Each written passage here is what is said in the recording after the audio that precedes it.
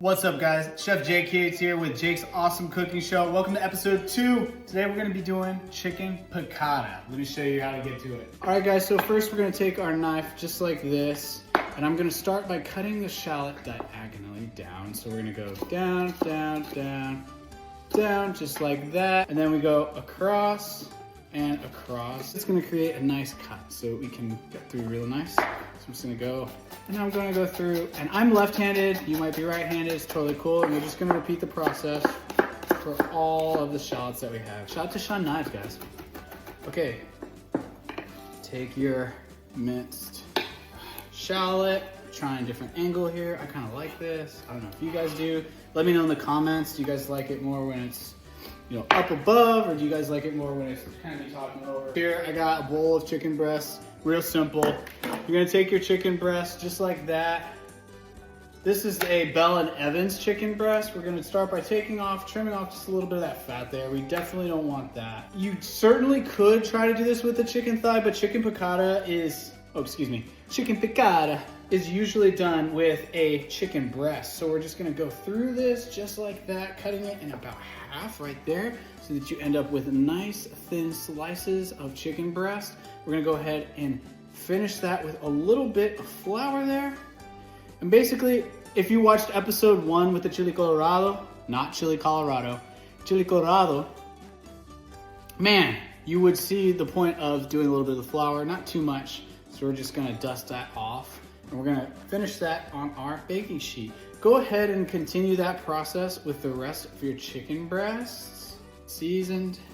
I like to add salt to this process. Make sure before you move on that you wash your board and you clean it properly. Make sure you don't press too hard, and make sure that you're being gentle with it. And as you're going along, you're just spinning it ever so slightly. And we don't want too much pith here, so we're just gonna end up with about a teaspoon of lemon zest. So we're gonna throw that in our bowl. So we got our shallot, we got our lemon zest there. I'm gonna take some garlic here. We're gonna take a little bit of garlic. Now, garlic is a very important part of this dish, so we're gonna remove the little black parts of the garlic. Make sure you mince it really, really well. There's nothing worse than getting like a big chunk of garlic in your food. So really, really make sure that you have a really sharp knife and that you're going through and that you're really chopping this as much as possible. Just as a recap, so far we got 4 shallots. We have 1 zested lemon. We have the juice of the lemon, so we're gonna take the juice of that lemon, we're gonna squeeze it. And then we're gonna take a handful of parsley. Now that my garlic is nice and minced fine, we're gonna take that, push that in there. And we're going to finish off with a tablespoon or so of finely fresh parsley. Now the way that I like to mince parsley is I like to roll it up into a bundle, like so. And then pushing my fingers back and pushing the knife against my fingers, I cut down. Make sure you clean your parsley beforehand and dry it properly. Otherwise, you're gonna end up with what looks like lawnmower grass all over the place. See how this parsley is nice and dry? It's been washed and dried properly. So you guys, we're gonna end up with something that looks a little bit like this. I have my garlic, I have my shallots, I have my parsley. We're ready to cook. All right, guys, so now what we're gonna do is we're gonna take a pan. You're gonna take your saute pan and you're gonna add a little bit of oil. Not too much, I would say about, I don't know, 2 tablespoons or so. And you're just gonna be pouring it around just like that. You're gonna sear this ever so gently. You're gonna take a little bit of oil just like that, swirl it around the pan, and we're just gonna fry it, just on the outside. Also, an optional thing you can do if you want, is you wanna take your chicken piccata, you're gonna pound it gently. All right guys, so we got our chicken fillets, they've been sliced. We're just gonna be searing these. Make sure you're at high heat. Dusting off any excess flour and then adding it into your oil.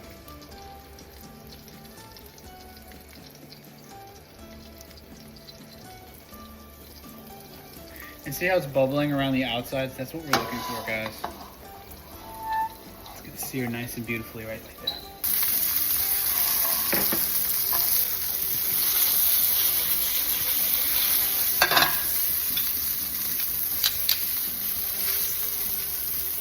We're gonna look for that. We're looking for that, guys. Nice golden brown. each side. So I'll flip these over. I'm only gonna be doing one side. I'm not gonna be doing both. I'm just gonna sear it nice and golden brown on one side, and then I'm just gonna put it to the side. Okay guys, so once you've seared all of your chicken, you're gonna leave the pan just as it is. You're not gonna do anything crazy. We have our chicken breast here. It's been cooked, golden brown, nice and beautiful. You're gonna take your pan, and what we're gonna do is, we're gonna take a tablespoon of the flour that we actually dredged our chicken in. And we're gonna lower our heat a little bit. And what we're gonna be doing is we're gonna be making a roux. So take a little bit of flour, throw it in there. We're gonna add a tablespoon of flour, 2 tablespoons of butter, 1 tablespoon of flour. So we're just gonna go ahead and just start mixing that around. And you're gonna see those bubbles there. This is great. This is a great start. So we're gonna continue cooking that. I'm doing medium low heat right now. We don't want to burn the glue. We just want to cook it. We're gonna cook it till it gets a little brown. So next, I'm gonna add a little bit of my garlic, my shallots, and my lemon zest. We're gonna mix that in.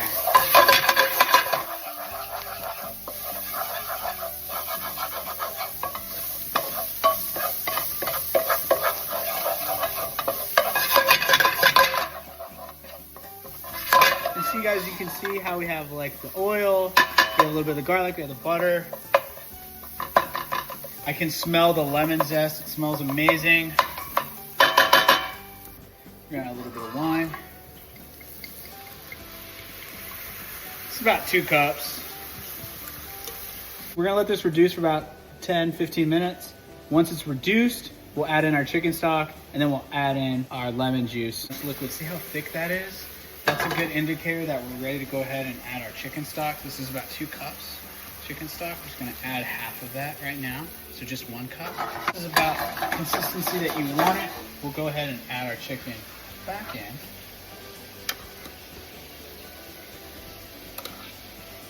And this is the reason why we only really seared 1/2 of it, because we don't want to overcook the chicken. So you're really only searing the one side of it. You don't want to sear both sides, you'll overcook it. So you're just gonna gently pour those juices right back in there. We're gonna reduce our heat now to just a low simmer. And then I'm gonna finish with just a little bit more of that chicken stock. I actually ended up not needing all of it. So at the end of the day, we really only used about 1.5 cups. Once your chicken's cooked, go ahead and remove it to a clean baking sheet or plate, and let your sauce reduce until it has reached the consistency that you would like it to be. I like my sauce a little bit thicker, so I'm just gonna let this go for about 5 more minutes. There you go, guys. Chicken piccata. Let's try it. You can see close up, we got the sauce there. We got the chicken that we seared. You guys remember every part of that? Oh my gosh, this is so good. Thank you, Lord. Okay, I had to put it in real quick. All right, so guys, chicken piccata right here. Oh my gosh, look at that. Look at that golden brown right there. Oh, you guys, it's lemony. It's delicious. It's simple. You can make it at home. You can make it for your wife. You can make it for your friends. Amazing dish. I love you guys. If you guys enjoyed this video, please give it a like and subscribe. Check me out, Jake Awesome Food on Instagram, and I'll see you guys on the next episode. Bye.